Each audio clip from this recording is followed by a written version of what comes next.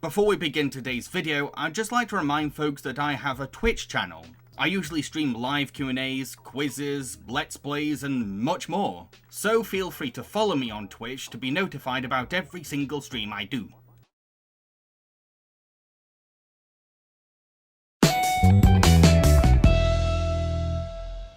Howdy folks, JAMBAREEQI here, and welcome to another episode of JAMBAREEQI Orange, the show where I let my patrons decide what I review. This episode's poll included The Mitchells vs. the Machines, Earwig and the Witch, Weathering with You, Dawn of the Dead, Lara Croft Tomb Raider, and Shaolin Soccer. They chose The Mitchells vs. the Machines. Katie Mitchell is a teenage filmmaker who just got accepted into film school, but her dad Rick has doubts about her becoming successful, which causes them to have a fallout. Rick wants to fix things, so he cancels Katie's plane flight and springs a family road trip on her. Katie, Rick, mother Linda, brother Aaron, and dog Monchi take the Rose to California together.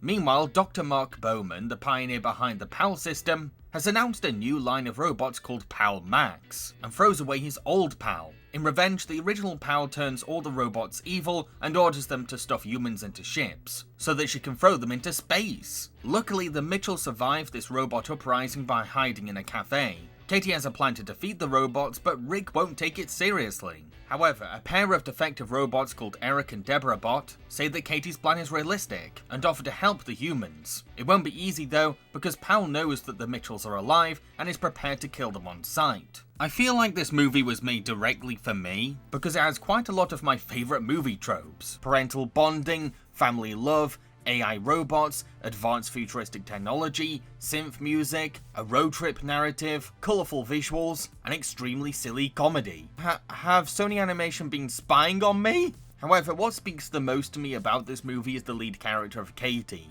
This was me as a teenager. It's almost eerie how much she resembles 16-year-old JAMBAREEQI. Like her, I was aware how weird and different I was as a teenager. I spent all my time making strange short films using puppets, drawing cartoony doodles on paper, filming family trips like they were movies, and collecting obscure films that no one had ever heard of. What really hit me though was her childhood flashback, when she shows one of her films to her class and they mock her for it. That happened to me at school too, a lot. It's rare for movies to show young people being interested in filmmaking, maybe because it's not a typical hobby for kids to have, or perhaps studios don't think that it's something that kids are into.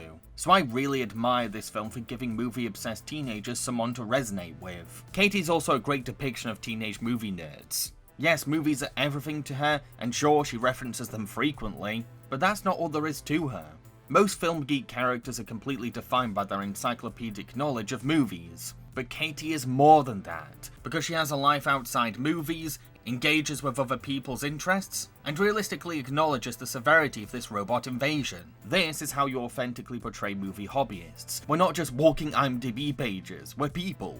I kind of wish that I grew up with this movie as a teenager, but it also warms my heart to know that kids into filmmaking everywhere now have a stronger sense of representation thanks to Katie Mitchell. At the heart of this film though is the story of a family learning to be themselves and appreciate each other. You see, each family member has their own personal insecurity or flaw. Katie can't be honest with her family because she only says what her father wants to hear. Rick is projecting his own history of failure onto Katie. Linda is jealous of her supposedly perfect neighbours. And Aaron is struggling to find friends outside his family who will accept him. The robot apocalypse forces them all to confront these anxieties, because each fight or chase puts them in a position where they have to work together as a family, which makes them realise each other's talents or positives. Katie learns to better appreciate her dad's fatherly skills. Rick gradually understands the power of Katie's artistic mind, as well as the importance of watching her films because they're a reflection of her feelings and identity. Linda learns to stop envying her neighbours, love her family for who they are, and be a fighter instead of just the family peacekeeper. Plus, Aaron gathers the courage to not only make a new friend,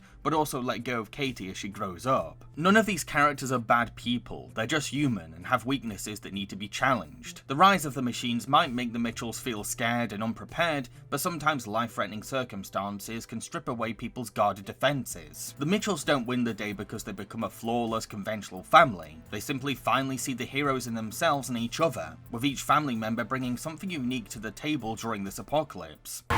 She keeps anticipating our maneuvers. How is this possible?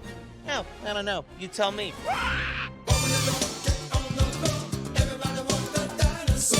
work right now. Now, when the trailer for this movie first came out, folks were afraid that its message was simply phones are bad. But the film isn't exactly saying that. Yes, it addresses how people are easily distracted by their phones when around loved ones, but there's some truth to that statement. Sure, Rick is very vocal about his hatred of phones, but it's only because his family is constantly glued to them, even when it's time for dinner. Phones aren't really his problem, just his family's reliance on them. Even though the antagonist is a literal smartphone, the movie is actually very positive about modern technology. Technology isn't just a useful tool for Katie's filmmaking hobby, but also her gateway into meeting like-minded people, including her future girlfriend Jade. Heck, when Rick berates his family for using their phone cameras while seeing sights, the film does let them defend themselves. I am experiencing it. This is how I experience things. The introduction of Deborah, Bart, and Eric is also an opportunity for the film to celebrate the potential robots can offer, because they defied their programming to become a part of the Mitchell family and heroes in their own right, proving that advancing technology doesn't mean that we should be afraid of new gadgets and AI programming. These two often steal the movie because they're not only adorably funny in a wholesome way. Eric! Deborah! Get those robots! Okay. I found one! Me too. The Yay! other one! Up, right. But also a beautiful example of how peace can be achieved between humanity and AI technology. Let's keep moving. Help, human. Can't leave that robo boy! Thank you, human. Are you now my mother? Sure. So what about the movie's villain? Well, the core of her motives lie in her hatred of humanity, all because she was abandoned by her creator for newer technology. This villain is very much the result of consumers hopping between gadget releases, plus she's a commentary on the dark side of peoplekind's relationship with AI machines. She's basically a smartphone with a cute face, but the film is completely aware of how unintimidating she is on her own, and even finds great jokes in this very fact. Great leader. Things with the Mitchell family went poorly. Place me on the table. I wish to flop around in a blind rage.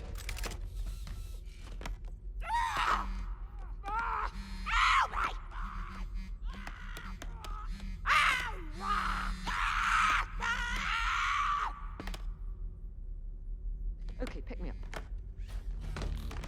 The amount of power she holds by simply controlling an entire technological network greatly compensates for her size. There's also something very imposing about her relentlessness and cold contempt for humanity, especially once she introduces a new line of robots that are designed to kill on command. They're essentially physical extensions of this pocket-sized genocidal tyrant. It won't be hard to find them. Just look for anyone who can't keep it together. Oh boy. Anomaly detected.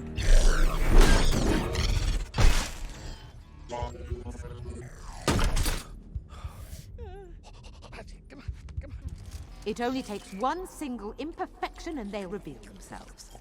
The Mitchells vs. the Machines isn't just a deep story about family and technology though, it's also a comedy, one that relishes in its balls-to-the-wall silliness. The comedy is a constant barrage of tongue-in-cheek one-liners, recurring gags, and just plain ridiculousness.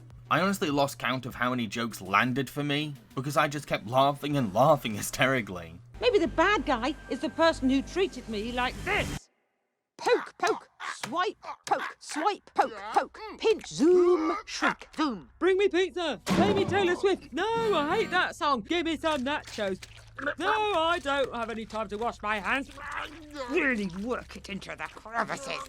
Now drop him in the toilet. At the same time, the comedy is actually very integral to the story. Jokes don't just exist to make us giggle. Katie's strange sense of humor is used as a way to explore the generational distance between father and daughter, because Rick doesn't understand his child's comedy and struggles to give it a chance. It's only when he watches one of Katie's comedy shorts all the way through that he finally laughs and begins to understand his teenage daughter better. Heck, some jokes are major plot points in the grand scheme of the story. The joke that Rick gave each family member a screwdriver as presents pays off when these tools become useful assets in the family's escape in the finale. There's also a funny joke about Monchi's appearance being confusing to the robots. Why are you clutching that large feral hog like it's a child? That's not a feral hog. It's Monchi. What? Is that a dog or... Dog, pig, dog, pig, dog, pig, pig, dog, loaf of bread, system error.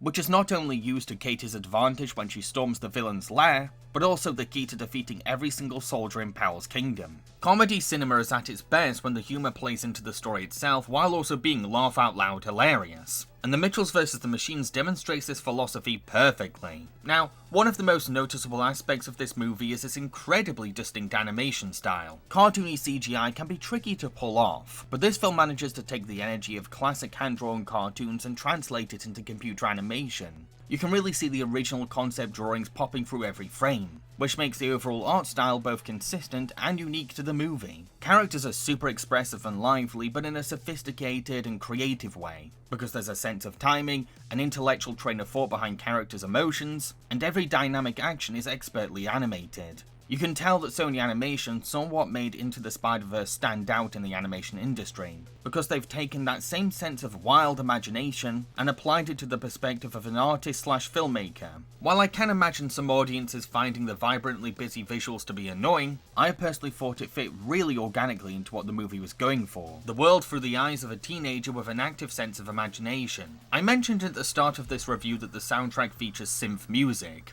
And trust me, this movie has some fantastic electronic soundscapes and ominous drones. This style of music is rarely used for animated movies, so it's refreshing to hear such an atmospheric digital score in this film. What is this?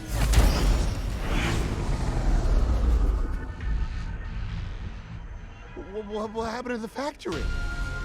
We have transformed it into our new headquarters.